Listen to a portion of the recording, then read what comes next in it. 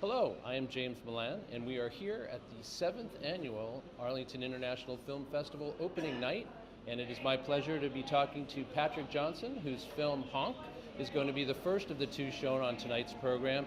Patrick, thanks for joining us for this. Thank you very much. Excited to be here. Congratulations. Thank you very much. So I have been to Honk festivities in Somerville at various times. Tell us how and why did you take on this project? So the Honk Festival is just a magical experience for the residents of Somerville, Arlington, and Cambridge. And one day I just stumbled upon the festival maybe 6-7 years ago, and it just walked into this magical experience that just was just incredible. I've never seen anything like it, and it stayed with me for a while. And then when I realized no one had ever made a film about it, I just felt this mission to document this amazing experience that has touched my life and my family's life and a lot of the local communities that are there. Yeah, and so I know that of course it began right here in Somerville and the Arlington area about 10 years ago, I believe, right? Correct. But now it has been exported even internationally. Does your film actually travel to other Honk festivals? Or I really wish I could have. I mean, one of the challenges for any documentary filmmaker is just how much time and resources and just bandwidth one can dedicate to a project. I think there is a story of the international spread of the Honk Festival because it's in Rio de Janeiro in Australia, in Detroit, and all over the US. And so there is a story there, but I felt that having a really concise short film about the wonderful work that's going on in Somerville was the first step to approaching the subject matter.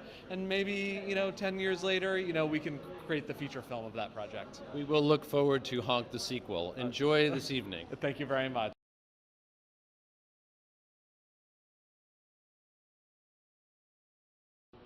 I am here with Professor Tony Vandermeer from UMass Boston's Africana Studies Department, and Tony will be featured in the panel conversation following tonight's feature film, Shadowgram.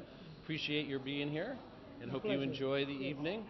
We were talking before we went on air about your work as a professor at UMass Boston and how you combine that with activism. Tell us a little bit about that. Well, the whole idea of being an activist and a scholar is that you're bringing a different lens. You're bringing a practical lens. You're on the ground as a practitioner instead of just dealing with theory. So you're dealing with theory and practice.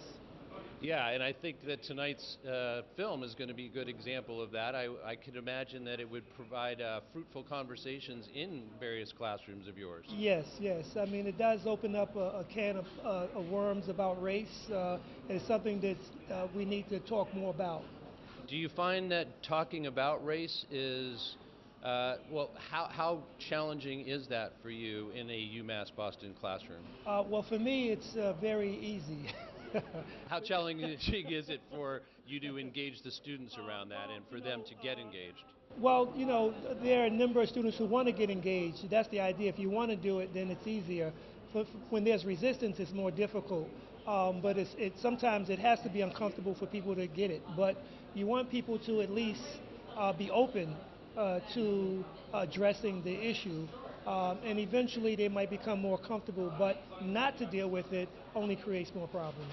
Yes, and there's no doubt that there cannot be enough engagement and conversation, true listening as well to other perspectives to be done in this particular sphere.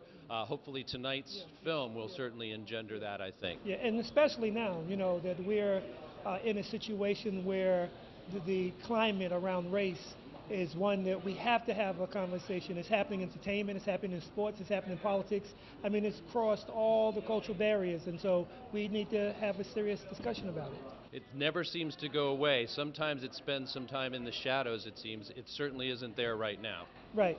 Well, it's a question of making it more visible. I mean, it's there, but the question of conversation isn't there in a constructive way. Let us hope that tonight's experience is just one more step in that direction. Well, the worst thing we could do is nothing. Amen. Thank you.